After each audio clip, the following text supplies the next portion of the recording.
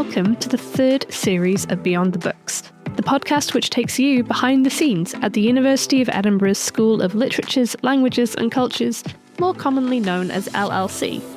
My name is Beth Price. I'm a PhD student in Asian Studies based in LLC, as well as the postgraduate communications intern, which means that I have the privilege of hosting this podcast.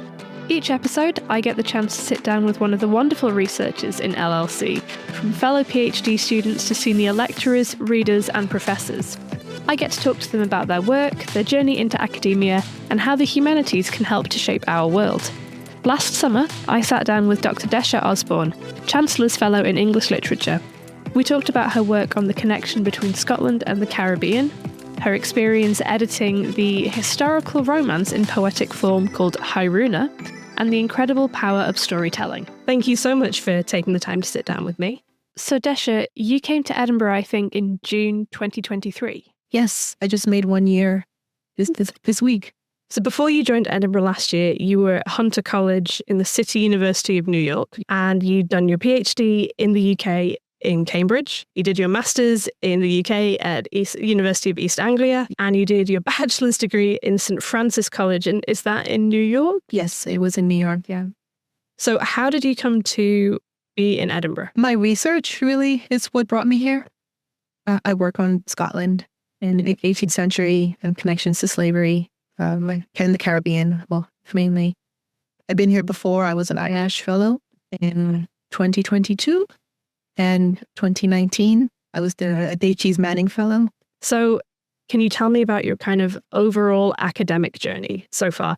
I'm using academic journey in air quotes. You said how you came from starting research professionally to Edinburgh, but how did you get to doing your PhD? How did you end up looking at the connection between Scotland and the Caribbean and slavery?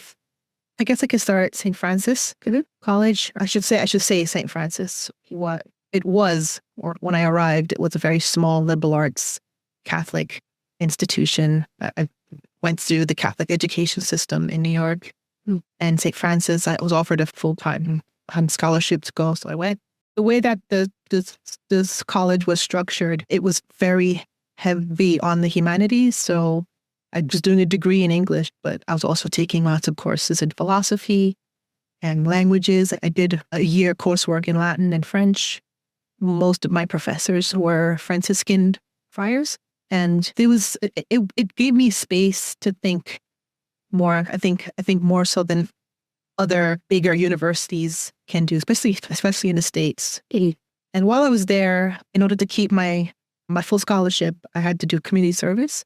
So I chose as my community service peer tutoring, which was a program within the Writing Center where students who are higher achievers would kind of volunteer their time to help out with students who are struggling. So I spent hours in there just helping other people write and think and talk about literature.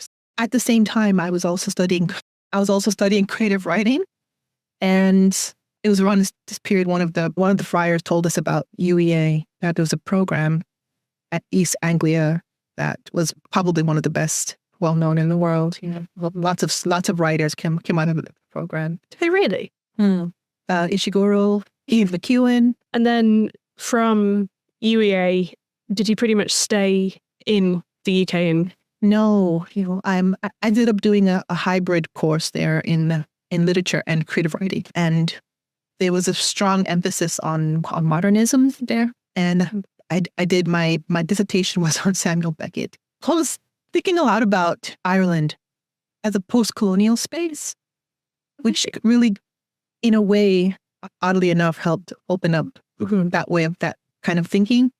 My undergraduate education was very canonical, I want to say. I read more Thomas Aquinas and not a lot of Walcott or Toni Morrison. I was introduced to them, but not as a research area. That really didn't happen until I went to UEA. And I came back to New York after that, and just generally interested in looking at more of my own cultural, literary heritage, history, thinking about what kind of writers were from St. Vincent, which is where my parents immigrated from to New York in the 1970s, and just doing a little bit of digging, and this is when I found out about Hiroona. And Hiroona is this epic poem from St. Vincent, first published in 1930. Just reading from the blurb, the poem tells the fictionalized story of the Second Carib War of 1795 to 97 between Britain and the people then known as the Black Caribs, who had the aid of France. It is the vision of the St. Vincent-born priest Horatio Nelson Huggins, which is quite a name, and he blends the official history of the war with local legends. And so, Désha, your edited edition is the first time that this book has really been available since 1930. Yes. And that was what your PhD thesis was on. Yes. Did finding Hiroona come from your own family connection and like your own interest in that? Yeah. Conversationally, yes. I wanted to know, simultaneously, wanted to know the history of the island, but also what sort of literary texts were produced by writers from the island. There's lots of very well-known poets from St. Vincent, like Sheikh Keane or Philip Danton. But when I wanted to learn more about Hiroona, I was unable to because there, as far as the World Cat Library record showed, there were only 5 copies in the world, and I think 3 were in libraries in the Caribbean, and the other 2 were one was in the British Library and one was at the Cambridge University Library. And you said that from there, you basically came to Edinburgh following the research and wanting to look at the connection between Scotland and the Caribbean. Oddly enough, Edinburgh was the first place I gave a conference talk when I was a first-year PhD. It was one of the first places I did research while I was a PhD at Cambridge because the writing of Hiroona was so closely tied to Scott's legacy of historical romance. You've been at Edinburgh for just over a year. In 60 seconds, and I will time it, can you tell me about your research as it is now and what you're working on at Edinburgh? So at the moment, I'm writing my first monograph, which is a literary history of the imaginary in Scotland and St. Vincent. So thinking about the 18th century and the 19th century, the presence of Scottish men, it was mostly men, in the Caribbean islands from 1763 onward to about abolition, 1838. Thinking about how these Scots were collectively responsible for reconstructing the landscape, the culture, and what I said before, the historical imagination on the island. What is historical imagination in this context? In this context, specifically, it's about how people on the island have reconstructed their identities through their history, through the telling of history, I should say. So storytelling is front and center, oral narratives along with the printed literary texts, in often conflict with the archive. Hiroona is, according to the cover, an historical romance in poetic form. And so for people who aren't English lit students, what does romance mean in this context? Because it isn't romantic like, there's a love story and everyone lives happily ever after. No, it's romance in, I guess we can say in their earliest sense, in that it is a story of war and conflict. It's a story of heroism. It's a story of creation and ending. Historical romance, the poet chose that phrase because he is writing in the shadow of Scott and the shadow of James Fenimore Cooper as well, who wrote, I guess, the equivalent of the Waverley novels in his Leatherstocking Tales within an American context. And this is a 9,000 line poem, all in rhyming. 9,410 lines, all rhymes. And it's telling this grand story of the Second Carib War. Yeah. But I'd say it isn't propaganda. And I'm talking about propaganda in the sense of it's telling one side of the story very, very clearly and saying, we were the good guys, they were the bad guys. This poem isn't as anti-empire as I had expected for being written by somebody from St. Vincent. It is very complex to consider the relationship, particularly the history of what it meant to be white West Indian, which is what Huggins, how he would situate himself and how we would situate him as a white West Indian. His family arrived in the Caribbean, I want to say the 1650s. So very long, very deep connection, and to the island of Nevis. His patrilineal ancestors were, I was confused, who were the Roundheads and who were the Cavaliers during the Civil War. Cavaliers were pro-monarch and Roundheads were get rid of the monarchy, I think. So whichever side had to exile during the 1650s. Yeah, I imagine, yeah. Because they were pro-monarch. They ended up there and he rose to the sort of settler colonial social ranks to the point where, his, as I said earlier, grandfather was provost of the island. On his matrilineal side, his roots are in Scotland, Edinburgh to be exact. And his father Daniel was a medical school student, and he was here in the 1790s. I say all that because there is an identification with British identity, but at the same time, because he is sentimental toward the way in which Scott has written about, wars of loss, like the Jacobite, and how Cooper, for example, wrote about the indigenous Americans and their loss of land and autonomy. So there's a identification or an acknowledgement of that in a very kind of chunky, awkward, and times inappropriate way in which one writes about those who lose, those who are on the receiving end of empire and colonialism, which is, I think, more, it's not so much text about empire, but it's more about the kind of that colonial negotiations, the borders, the unrequited loves, the violence, the dignity on both sides. You say in your introduction to the book, the final passages of this poem end with the question of who benefits from progress. Hiroona is an attempt at shaping a collective identity through the merging of history and narrative. The epic question is really a reflection of the concerns of the society that produced it. You say, for Gilgamesh, it was a search for immortality. Achilles asks what is the best way to achieve honour and heroism, while Beowulf searches for the means to maintain that heroism.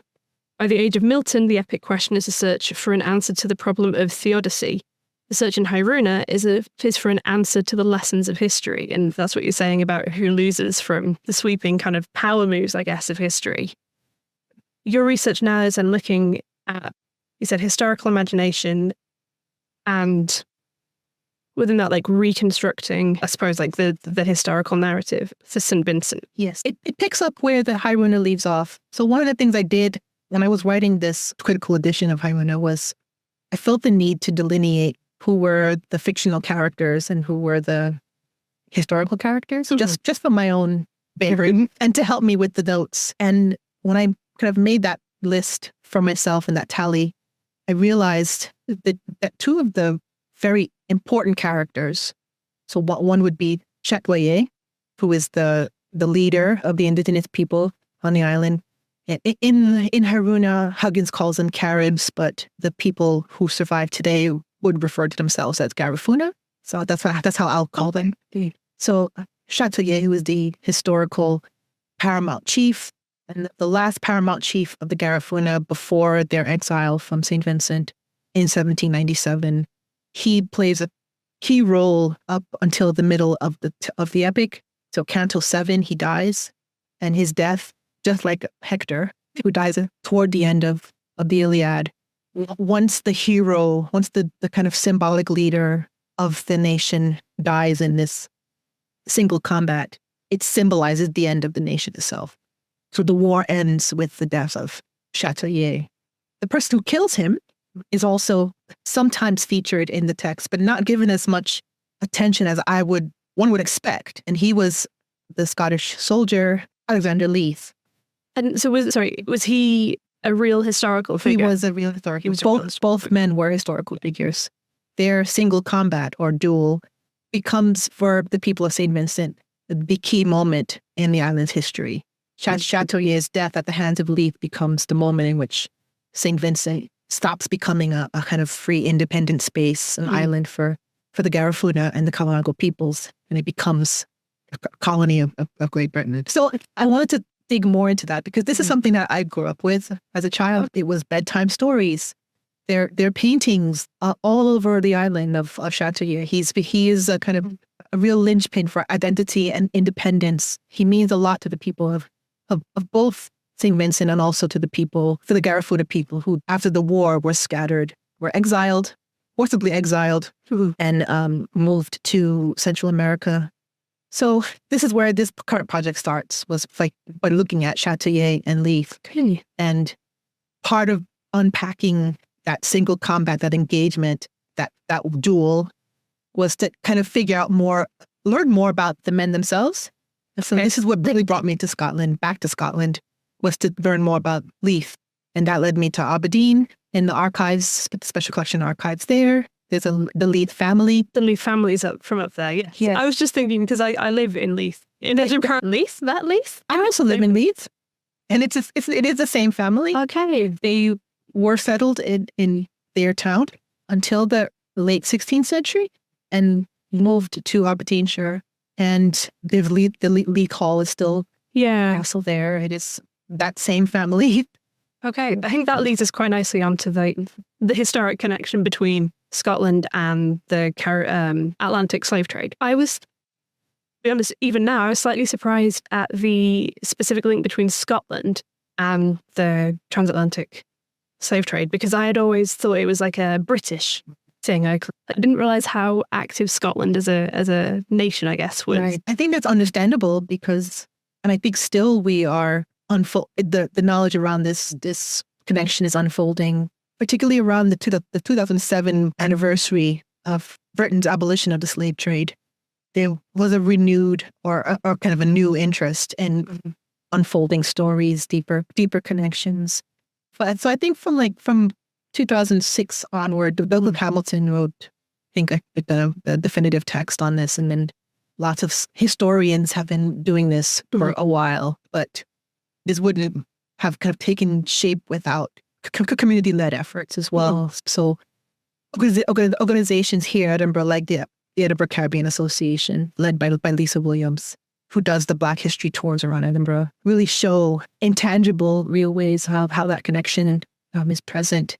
And we're still learning. But I think for me, as a literary scholar, it's on the same path, but kind of taking a different approach. Teaching this past year, for example, I've just supervised several dissertations that either discuss Jane Eyre by Charlotte Bronte or one of Austen's texts in the context of the manor house and wealth and feminine spaces and masculine spaces. It's really interesting to have those conversations without bringing in colonialism, without bringing in material cultures like mahogany. Part of being in Scotland and working on this subject has been a relationship that I built with the National Trust for Scotland when they started their Facing Our Past project. The National Trust in England was doing something similar, and the National Trust for Scotland decided to do something similar with their own very glaring legacies and connections to transatlantic slave trade.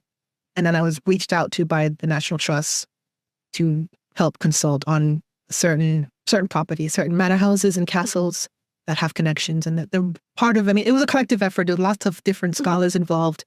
And the result was this really substantial report that showed a majority of these properties had either things like mahogany, which we all know for a time, at least in the 18th century, was coming from trees in the Caribbean islands. Toward the end of the 18th century, because the mahogany was just cut down, never replanted, it depleted the entire species of that particular Caribbean mahogany. So they moved to the Central America. Those mid-century pieces, like that were particularly fine, Chippendale, for example, are all over these castles and manor houses. And these are stories that were not embraced for a long time. And I think now there's a slightly more welcome reception in Scotland than I think in England. People seem more enthusiastic to engage, even if they don't agree. They're willing to listen and speak, which is quite refreshing in some ways. You mentioned that pretty much the entire native population of mahogany trees were cut down and never replanted. Yes. So part of that was obviously a loss of biodiversity and native wood and native trees, but also that losing the kind of thick forested areas meant that there was less shelter for Indigenous people of the Caribbean. Yeah. So there's like a very physical legacy of... Exactly. I mean, just the real tangible facts of the rise of hurricane devastation on Caribbean islands, the natural other natural disasters, poverty, famine. I mean, all these things still have their connections to actions that were done in the 18th century. So not only people, not only human beings, but the flora and fauna of the islands were completely eradicated, manipulated, changed. If you're walking around Edinburgh, particularly actually if you walk down to Leith and you're near the docks, the more that you sort of think about where did this come from? Like, where did the money for this place come from? Why is this named after this place? Why is this Dundas Street? Why is this? It's almost like a magic eye picture. When you see it, you go, oh my God, it's everywhere. And you can't unsee it. And you can't unsee it. You can always see the pattern in it. So for students in Edinburgh, for people who are walking around surrounded by this history, at the very least is uncomfortable. Yes. Is there a moral duty for you kind of average person on the street to connect with that and to like try and challenge that history? I mean, moral duty is a very heavy thing to think about. I think there are many ways that people can engage.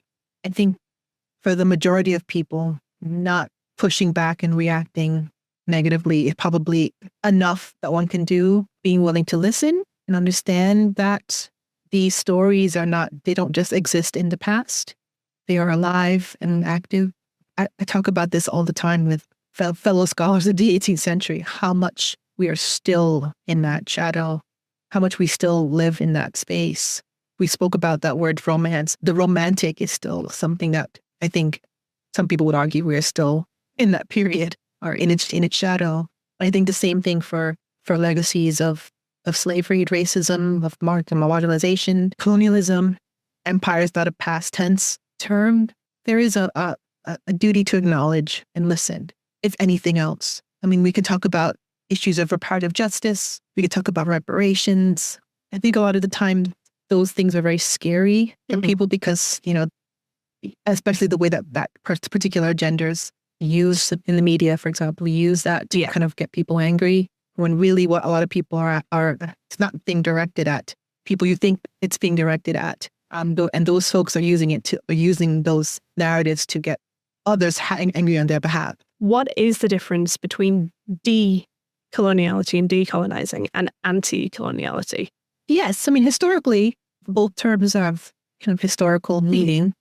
Anti-colonialism, it just directly refers to movements within colonial spaces in which people rejected rule, governance, and oppression and hegemony. Whereas decolonial, historically, it just meant the period after colonial rule. One can argue that for many former colonies, the decolonial moment hasn't kind of fully been realized because part of true decolonial expression is reparation. It is reparative justice. It is kind of acknowledging and restoring governance and rule and thought, the power of thought, of control over one's lives. You're a literary scholar. You deal with texts primarily. Where does literary scholarship kind of fit into the bigger conversation at the moment? I mentioned it earlier in the conversation, but storytelling is at the heart of all of this. The way in which stories move tell us how people move, and objects move, and their histories travel with them. Yeah, it's a deep question. I hadn't thought about it, but yeah, I feel like I live in this every day in what I'm doing. I'm tackling this question right now with a particular chapter of the monograph in which there's a scholar of Scandinavia named George Webb Dasent. He was born in St. Vincent, and ironically enough, he was born where his family's plantation was the site of the first botanical gardens in the Western Hemisphere, and it was curated by a Svat, Alexander Anderson. This is the mid to late 19th century, so around the 1850s, 1860s. He writes the first folk tales or myths of the Norse people. He's translating it from a text that was published in Denmark, and he was friends with the Grimm brothers. It was this kind of community of mythographers, men who were kind of these like educated, slightly amateur Victorian scholars doing that kind of work. And what he began to notice was he was doing this own connection for himself between tales, folk stories that he was told as a little boy by his enslaved nanny. And those were stories that came over the Atlantic, over the Middle Passage. These are stories that were told to her by her maternal ancestors, or maternal family members. And those stories have their origin in what is now Ghana, of the god, the Anansi, who was... I know the stories of Anansi, the spider. The spider, yes. Yeah. Yes. How did I come across those stories as a kid? I mean, beginning with Jamaican folk stories, tellers, and poets. And I'm thinking specifically about Louise Bennett, who kind of made Anansi into the popular global figure that the world understands him to be. There was purchase to it. But one of the earliest times in which this was written down was the 1850s by this man from St. Vincent, who was kind of making this very loose comparative analysis with Norse and in a very kind of weirdly connecting way to folk tales from the West Highlands. It really is a little web, isn't it? It's a little web, and it's the Anansi's web. Within those Anansi stories are stories about ecology, about changing the way a story is told and what the moral is, because the morals themselves have changed because of the environment in which they're being told in. Do you have any closing advice for LLC students in particular? Yeah, I think sticking to passions is the best advice.